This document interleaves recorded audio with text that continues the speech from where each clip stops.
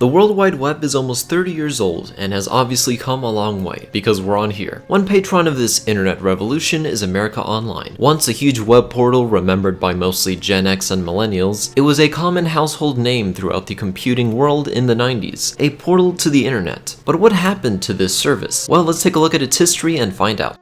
Before AOL was AOL, it was first CVC, or Control Video Corporation. Its founder, William von Meister, devised a modem transmission technology like no other. He wanted to provide an on-demand music buying service to cable companies like Warner Bros., but due to legal reasons, Von shifted gears with his service and created a technology where you could download video games over a modem called GameLine. It was a subscription service for the Atari 2600, which costed $50 with a one-time setup fee of $15. Unlike today's subscription prices, which include a bundle of content, each individual game would have to be rented out for just around $1, and all this data would be stored in the master module cartridge. The game would work for up to 10 days until the player would have to reconnect to GameLine. This would clearly be to prevent people keeping the game forever, but there were cool features like receiving free games on your birthday, and even participating in contests for prizes for reaching high scores in games. It's kind of crazy to think that this idea was happening during the 2600 era in the 80s. But anyways though, this idea clearly didn't come to fruition. The company would cease to exist anymore in 1984, and a year later in 85, a new company was formed called Quantum Computer Services. And Quantum started a similar service that CVC had called the Quantum Link. It was a modded version of PlayNet,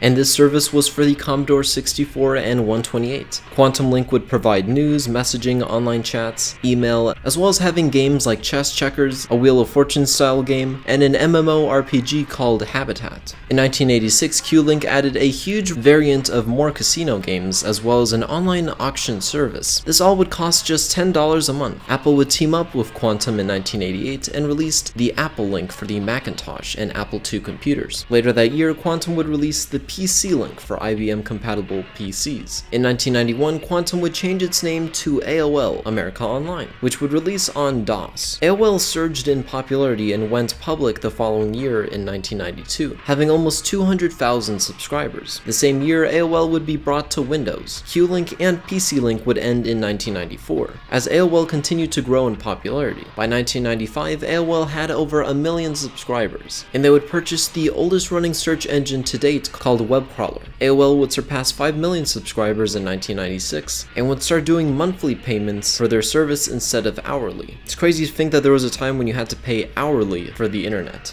So many people were joining AOL at the same time that many current users were experiencing busy signals. It was so bad that people would start canceling their subscriptions. Employees would have to work day and night to fix this. Soon AOL and Microsoft would come together to make a deal where AOL would be bundled with Windows. By this point in 1997, half of Americans online were using America Online, which would equal to 34 million people. AOL would continue to expand by purchasing Netscape in 1998 for $4.2 billion, and then in 1999 they would purchase MapQuest for $1.1 billion. And then came the year 2000. This would be the year that AOL would announce plans to merge with Time Warner, and even today with all the huge acquisitions like Disney Fox or AT&T and Warner Media, this merge would cost $165 billion, now creating the new company called AOL Time Warner. But something would happen a year after the merge, which was the dot-com bubble. This is when a ton of online companies would start to see their shares tank due to so much excitement with all of these new internet businesses. One of those companies included AOL. AOL Time Warner was worth $226 billion